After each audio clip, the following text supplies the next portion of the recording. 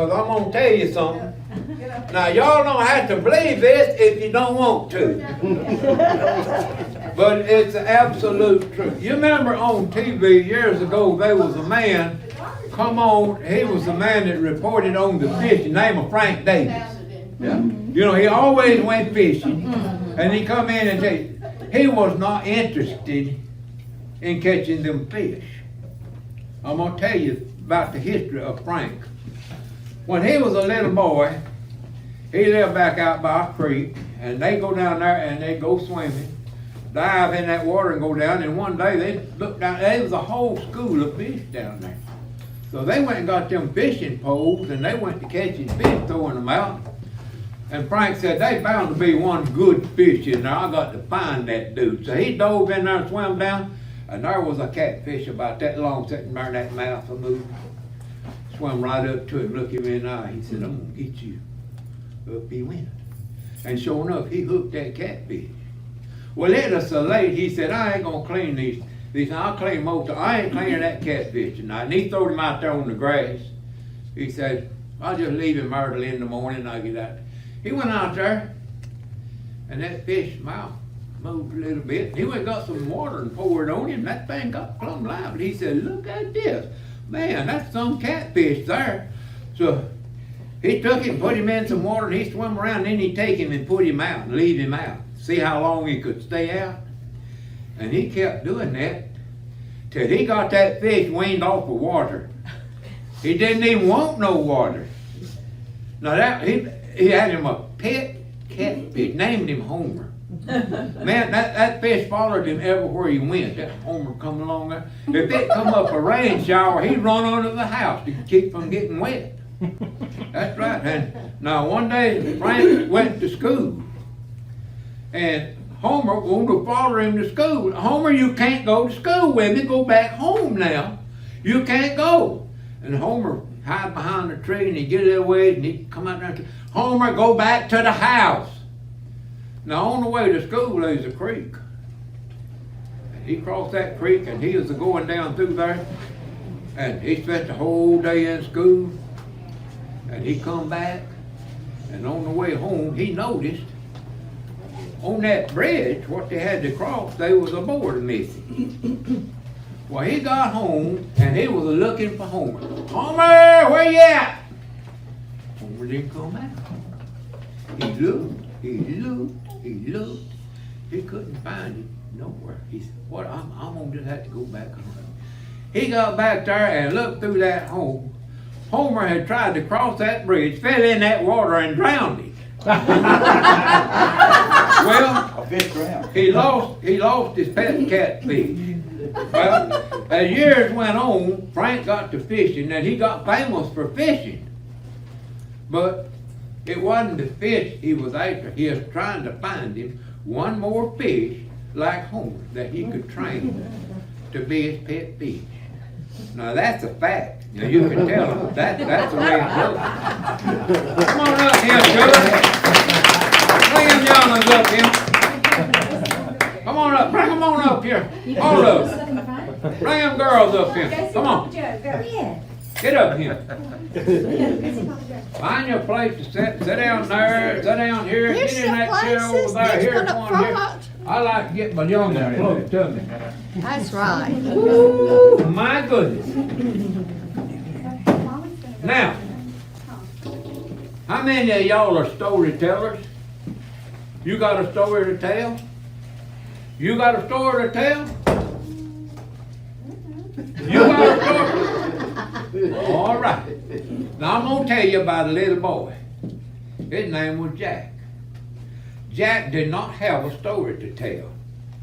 And nobody would play with Jack because he didn't have a story to tell. He wasn't no fun.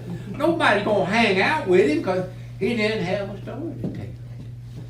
But one day, he's all by himself, and there's a ways to town. He was walking down the road there, and he walked that road all his life, and he looked, and there's a brand new picket fence side that road. That thing wasn't there yesterday, and he looked up, wow, there's a house. That house was not there yesterday. How did that house get there overnight?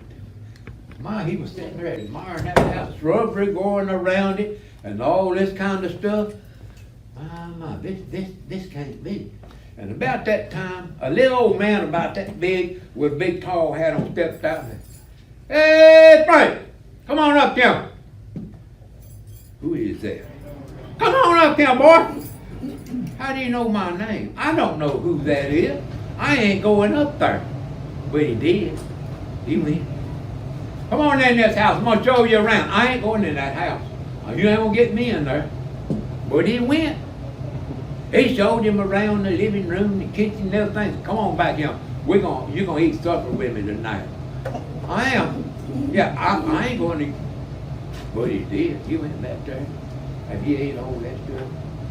And that little man said, "Frank, you're going to have to spend the night tonight." "No way. I ain't spending the night here. Come on, let me show you." Went up the stairs, went in this room. There was a nice bed and everything. He said, "This is where you're going to sleep." "I ain't going to sleep here. I'm going." But he did. He crawled in that bed. Now, he was laying there that night, and he heard that door. He woke up, looked his eyes around, and here come 3 tall men in there, had hats on about that high, dressed in black clothes. He come walking in there, and he said that. Looked over in the corner. He hadn't noticed it before, but there was a casket. And them men walked over there and looked at it and said, "You know, there's just 3 of us, and we got to have 4 folks to tote this casket out of here. Where are we going to get somebody else?" "Frank will help us." "No, I won't. I ain't doing that." What did he do? He got up, down them stairs he come. Down the road they went up to the cemetery, and there was a big brick wall. He said, "How are we going to get that thing over the wall?" "Oh, we'll just shove it over there." "Well, somebody got to catch it on the other side." "Frank will do it." "Frank, no, I ain't going to do it." But he did. He went over there and shoved it over the hole. They toted that thing, and there was a hole to ready to put that grave in. Set that thing down, opened that casket up, and there wasn't nobody in it. Who's going to get in the casket? "Frank will get in." "No, I won't." He turned and run. He jumped over that wall. He run home hard as he could go. Knocked that door over, hollering, "Oh, Mama, oh, Mama." "Oh, that man, that new house on the road, man, I think I may tote that thing." "Hold on a minute, Frank. Hold on a minute. Now you've got a story." All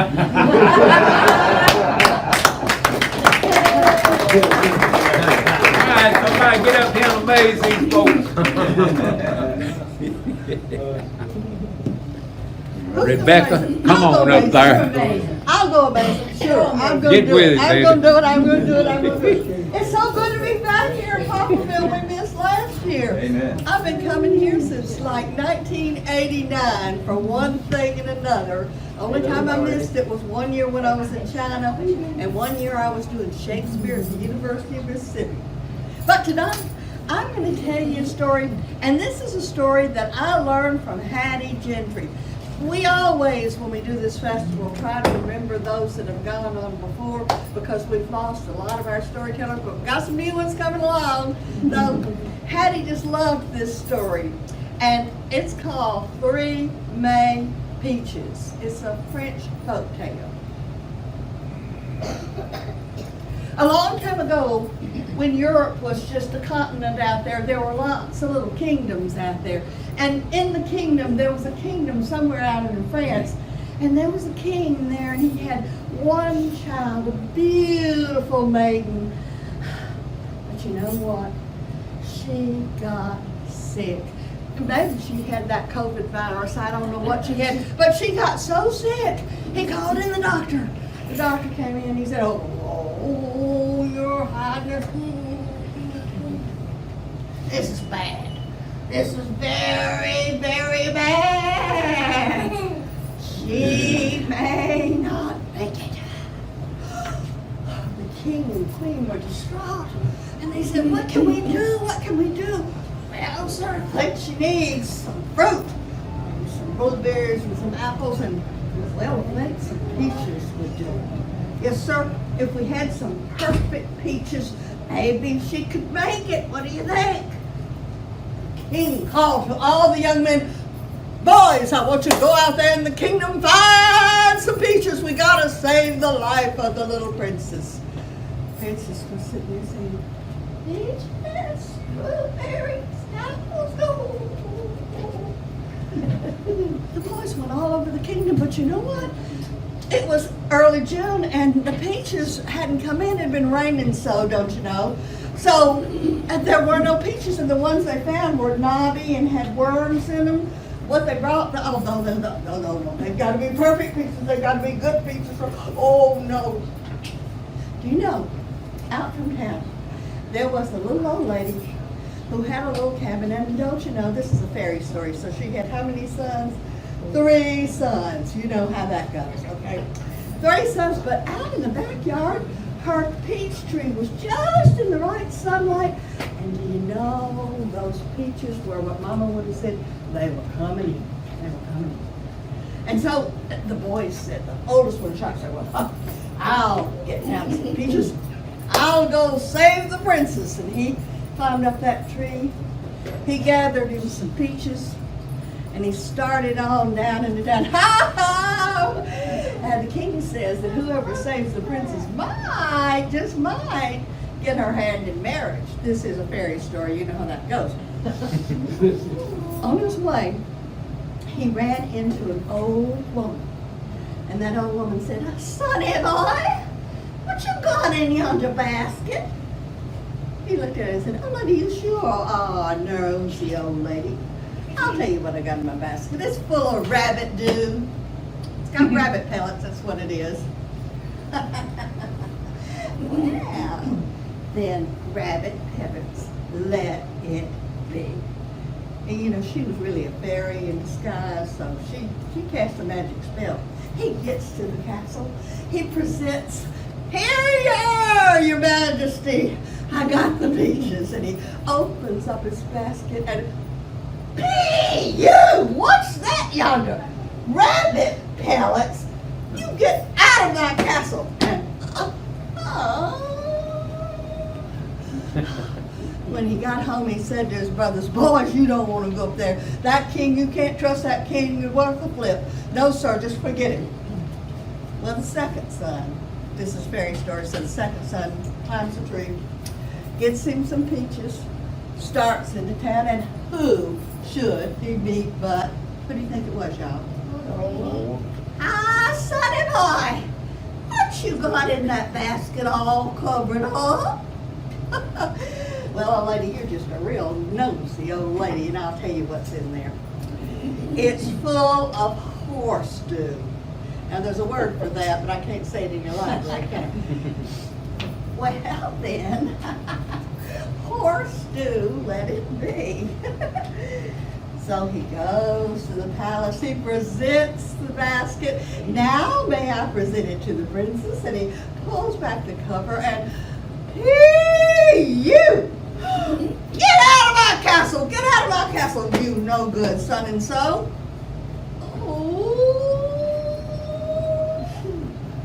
Of course, when he got home, he told his brothers, oh, there you're right, that king, you cannot trust that king worth a flip. But the youngest boy, now you know this, always the youngest one, isn't it, in a fairy story? This is a fairy story. The youngest one says, I'll have a go at it.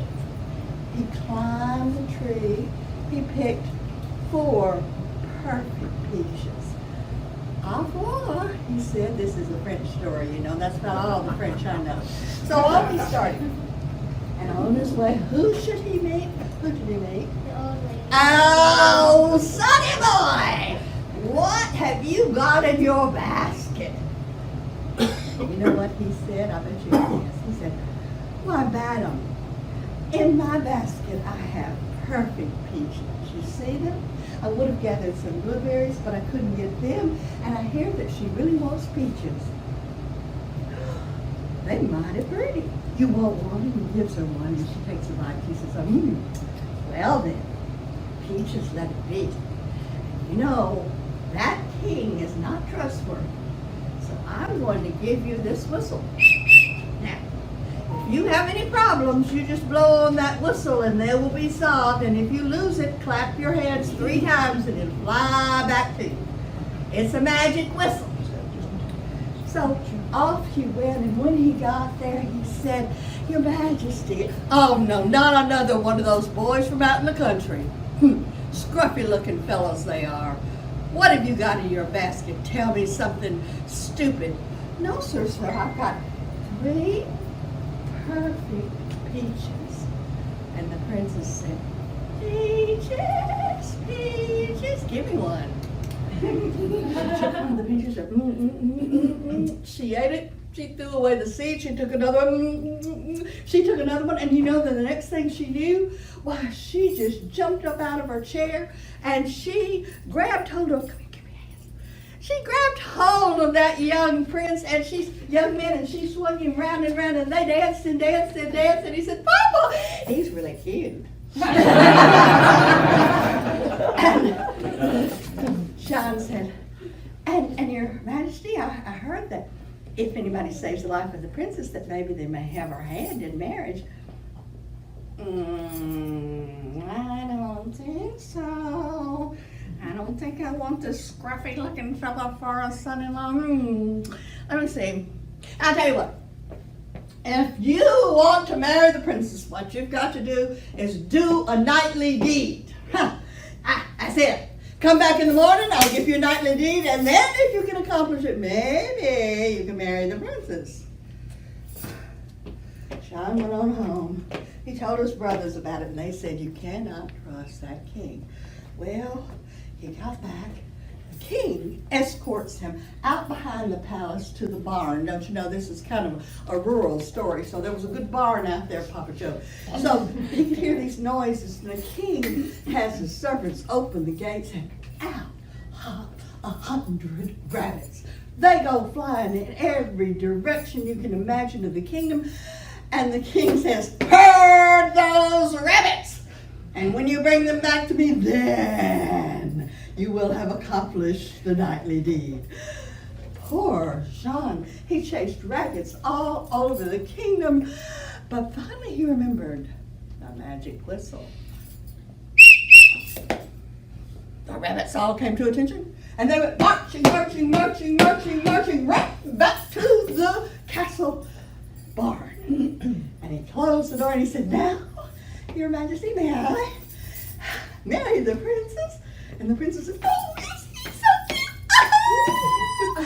cute." The king said, "I don't think so. You know, this is a fairy story. You need to do another nightly deed. Come back in the morning, and then you'll have deed to do, and maybe then."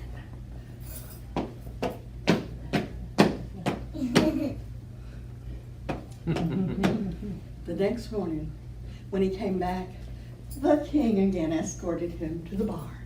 He could hear all these little noises, and when the gates were opened, 500 bunny rabbits went hopping off around with that other 100. That made 600 of them, and well, John knew what he would do. He let them hop around for a while, and then after a while, he sat down and talked to the princess a little bit, and then he just blew his whistle, and the rabbits came hippity hopping, hippity hopping, hippity hopping. "Well, would you give me that whistle?" "I will if you give me a kiss." And sure enough, the princess, because he was cute, gave him a big kiss. And he said, "Now may I marry the princess?" And she said, "Yes." King said, "This is a fairy story, and after all, I think you need to do a 3rd nightly deed. Come back in the morning." Not again. Well, of course, the princess had to whistle. John came back in the morning, and the gates opened, and 1,000 more rabbits came out. That was 1,000 rabbits, and 500 and 100. 1,600 rabbits went running all over the countryside. Of course, the princess blew the whistle. but they would not come for her. But you know what he did? He clapped 3 times. The whistle flew to his hands and he would, and 1,600 rabbits stayed marching, marching, marching, marching, marching, marching back to the barn. Now may I marry the princess? Well, the queen said, "Oh, let me have that whistle." He said, "I will if you'll turn 3 somersaults." And the queen did 3 somersaults and he gave her the whistle. Well, what else could happen then? The rabbits weren't all in, but they were sort of standing there waiting for him to blow the whistle again. He didn't have the whistle, but he went and he blew the whistle. And 1,600 rabbits came marching, marching, marching back to the barn, and he said, "Now may I marry the princess?" "Would you give me that whistle?" said the king. "I will if you will kiss your donkey in a very prominent spot." "Now you may marry the princess." And so the princess and John danced, and they had a wonderful festival. They never ate any rabbit stew. And afterwards, later on, after the king was gone, you know, John became the king, and he was always wise, and he always kept his whistle close by, and he was always polite to little old ladies. Thank you. I'm here to grant from the Humanities Council. The Humanities are for everyone, and of course the Poplarville Storytellers Guild. Once again, thank the Lord that we can take our mask off and all be together. Yeah. All right, who's guiding this now? Somebody else going to tell a story? Joe, you want to tell a story to the kids? I just did too. Oh, okay. You've been outside. You I haven't bet been here. Lorraine hasn't told a story. Lorraine, you ready to tell a Cynthia story? got one. No, I'm not. But this little girl wants to tell a story. All right, well, let's hear the story. Let's All hear it. right. Let's hear it. All right. All right, we like storytellers, yeah. I take on one call because she might pull it out. I forgot what I was gonna say. I'll go over that ring. It's okay, we're listening. Can you sing a song for us? Say louder. Okay, that's good.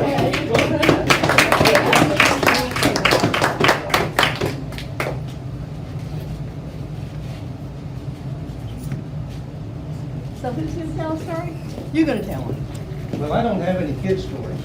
But you've got some wonderful points. I want to hear a point, I want to hear a point, I want to hear a point. I told a story last night, and the storytellers heard it. But this is a story that Al Saucer told. Oh, yes. And so he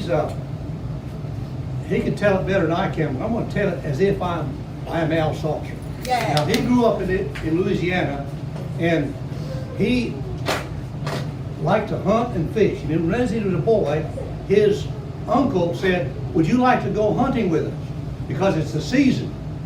Of course he'd like to go. So he went with his uncle and 2 other men, and they went hunting. And they went way down in the low country, kind of in the swampy places. And there was this opening in the trees there, and it was just a little old cabin by the side of the road thing there. And so they said, what they did is they had a stump about as high as that chair right there, and they had it right out in the middle. And they put me right out on the middle of that stump. And that's kind of a funny hunting story, wouldn't you say? And then not only that, they tied a rope around my leg too, and run it back to the cabin there. And then they all went off into the woods and left me sitting there. Some kind of hunting story, huh?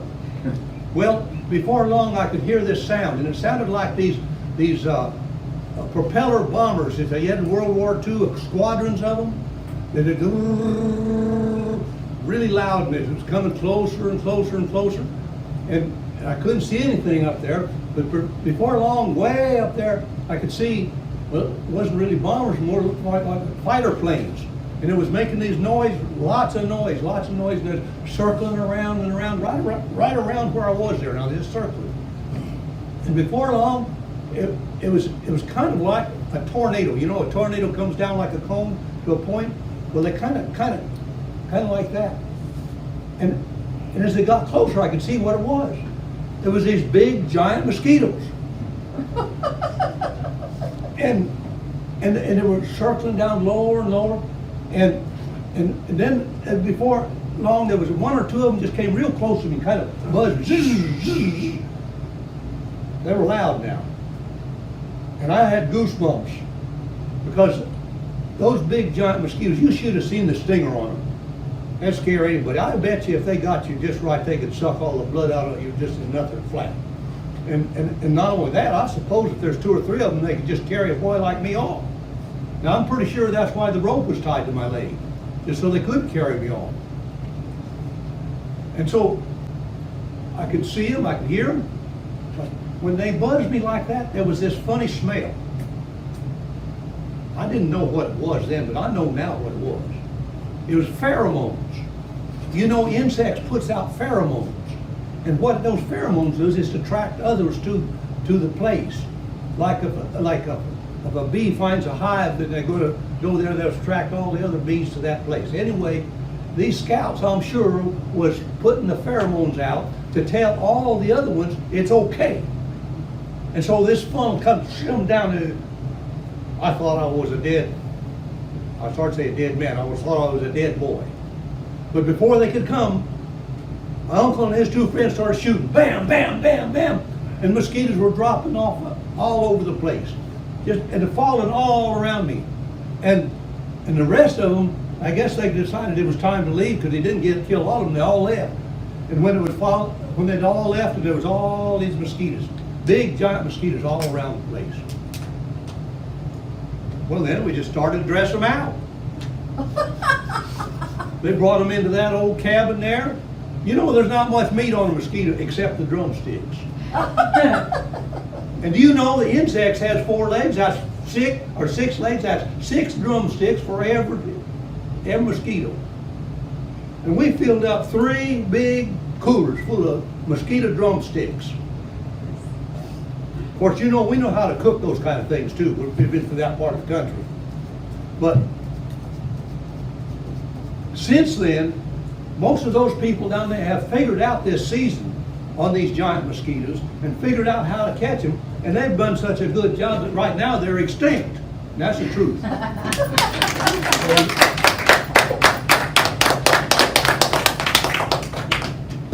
believe it.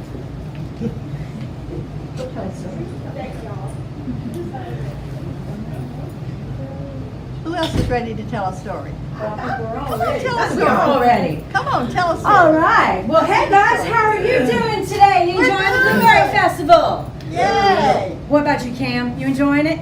All right. Well, do you know where I'm from? I am not from Mississippi, even though I love Mississippi, and that's why I'm here today. But I am from Louisiana. And do you know what we love to do around this time of year in Louisiana? We love eating crawfish. Oh yeah. Crawfish. Suck the head, pinch the tails. Kind of like my dating life. But anyway, we love to go to crawfish boils. Now, those crawfish, they don't always like going in that pot of hot water, do they? No, I probably wouldn't like going in a pot of hot water. So one time I was at a crawfish boil and 10 of those crawfish snuck out of that pot and they wandered off to the city of New Orleans and decided, we don't want any part of that crawfish boil, we're going sightseeing. And so I'm going to tell you a little story about those 10 little crawfish and their sightseeing through New Orleans. 10 little crawfish swimming in a swamp. One thought they heard some zydeco and stopped to dance and stomp. 9 little crawfish went strolling through the quarter. One called him a riverboat because that way was shorter. 8 little crawfish eating some beignets. One took him a long hot soak in his cafe au lait. 7 little crawfish went down to Jackson Square. One called him a buggy ride. They got out front down there. 6 little crawfish were cheering at the dome. One stayed in the end zone where the black and gold roam. 5 little crawfish went down to Mardi Gras. One joined along in the parade, throwing beads out with his claw. 4 little crawfish rode the streetcar down the track. One had so much fun he said, I'm never going back. 3 little crawfish saw a voodoo doll. One ran away and cried out loud, I don't like this at all. 2 little crawfish went tromping through the zoo. One stayed with the monkeys where they all asked for you. And 1 little crawfish wanted a snowball. He waddled down to Metry where they got the best now, y'all. And 10 little crawfish all tired and tuckered out from seeing all the sights to see in New Orleans and about. Terrific! Woo! Love it.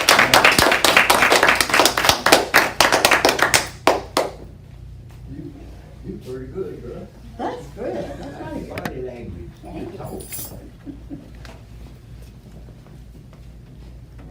First, I gotta tell you a little bit about my friend Rebecca, how we met.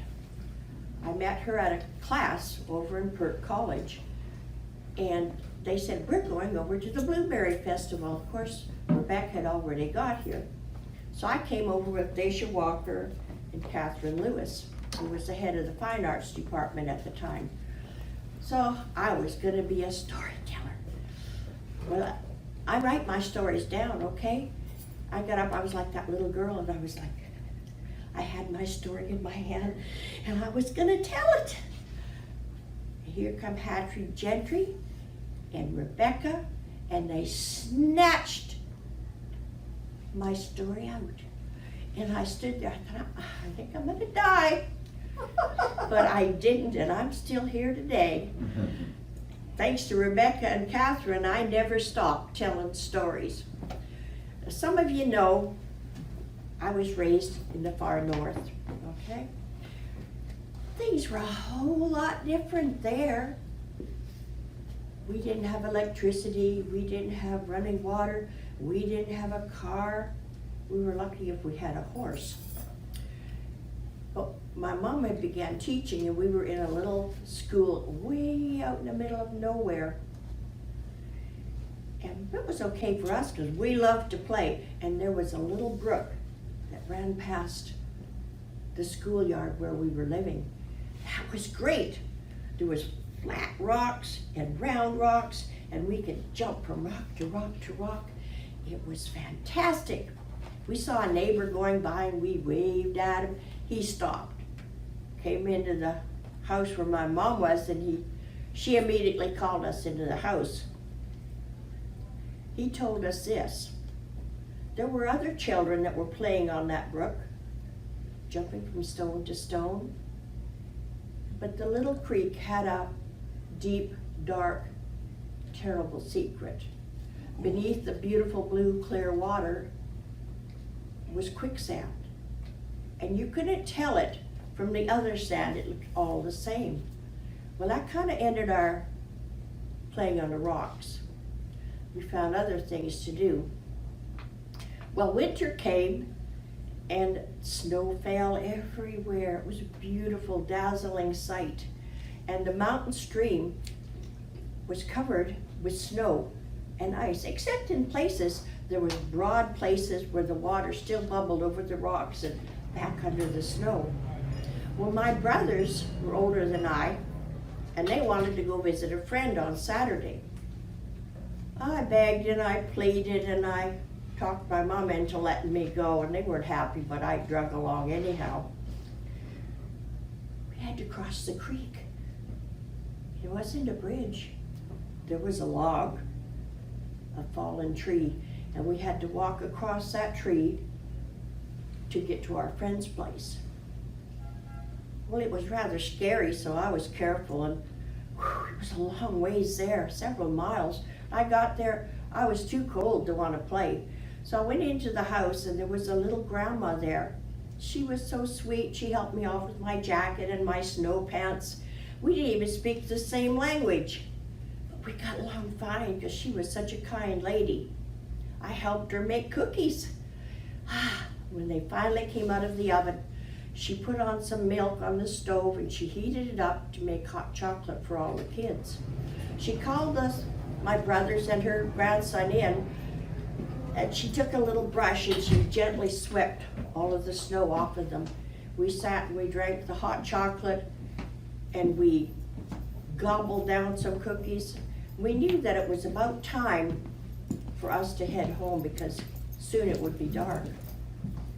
We got to that log on the creek, and I was watching my brothers cross over it. It was icy and snow patches, and my oldest brother crossed over, and it was 1 down, 2 to go.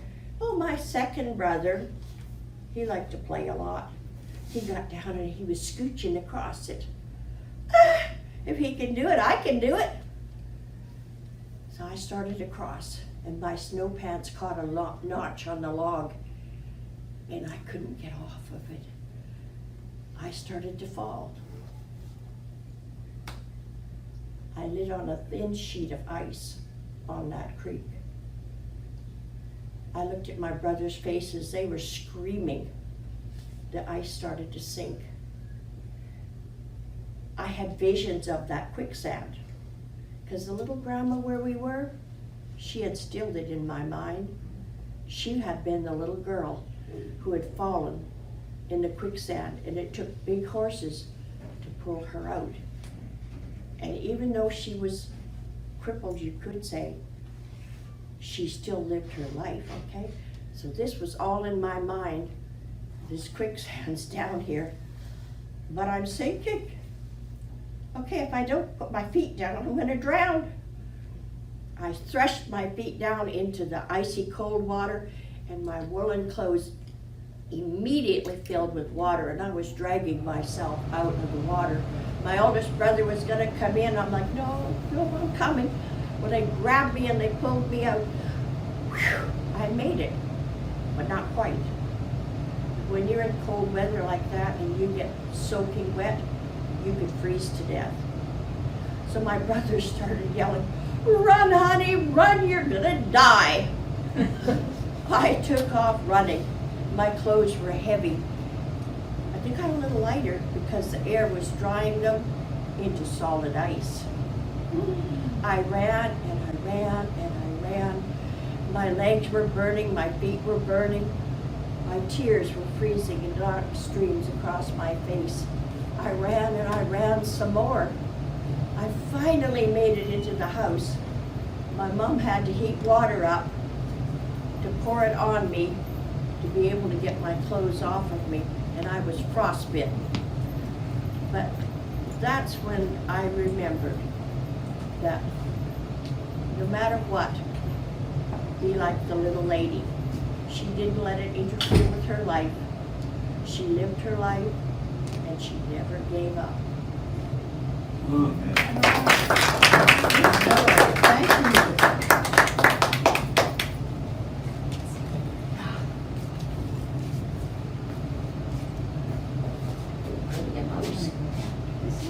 This is a warm fuzzy. I've had warm fuzzies in my life for a very long time. I found my first warm fuzzy at an arts and crafts show in, I think it was May of 1976. And I've been making them for a long time too. And I just finally found out how to find out where warm fuzzies came from. So we were writing a writer's prompt or a writer's group, and we were talking about, let's do a Just So story. So I thought, well, what better than a Just So story about how warm fuzzies came to be? So this is the story of the warm fuzzies. Long, long ago, and nobody really knows quite how long it was, there was a little village that was on the edge of nowhere, and they had one big problem: cats. Cats everywhere, all kinds of cats. They were all shapes and sizes. There were big ones and there were little ones and there were long-haired and they were short-haired. Some were as small as squirrels, and some were as big as horses. And they kept that poor village up all night with their caterwauling. They would have these choruses, and there would be yowls, and there would be hisses, and there would be meows all night long. And when the people in the village got up in the morning, there would be these tufts of fluffy hair all across the ground like leaves in autumn. Now these cats were not like your modern tabby on the windowsill. These cats were what they call feral or wild cats. And they did give credit where credit's due, they did keep the mice and the rat population down very well. But they also had a habit of preying on other things, like, chickens and geese and maybe a goat here and there, or a sheep, or a small dog, or even once in a while a very small child. So they were trouble, and everybody was afraid of them. Now there was in this village one little boy. He was a lonely little boy, and he lived with his big, boisterous family. And every member of his family was tall and big and very loud-mouthed, and this little boy was very small, and he had a very soft voice. But the funny thing is, maybe coincidentally, he was the only one in the whole village who was not afraid of the cats. So he would go out and wander in the woods and in the forests around the village, and every time he saw a cat, he would say, "I wish you would allow me to pet you." The cats just ignored him. He was not big enough to be a threat to the little cats, and he was so small, he was only a mouthful to the big cats. So they mostly just ignored this poor little boy. And every time he saw a cat, he said, "Oh, I wish you would allow me to pet you." Well, one day he was out by himself again, and this big, sleek black cat walked by, and he sat down in the grass so not to frighten it away. And he said, "Oh, I wish you would allow me to pet you." But the cat, as normal cats do, stuck his tail up in the air and just walked away without looking at him. But there was a little fairy that came by. This is a fairy tale too. There was a little fairy tale that came by, and she saw the little boy, and she heard the catch in his voice as he said, "I wish you would allow me to pet you." And she thought, well, what can I do now? I can't really put a spell on the cat, because even if I did and make the cat go to the little boy, he couldn't take it to the village anyway, because the village would reject it. So what can I do? She thought, until finally this breeze kicked up, and in the breeze were all these fluffy tufts of fur were flying up in the air and swirling around. And she said, "That's it!"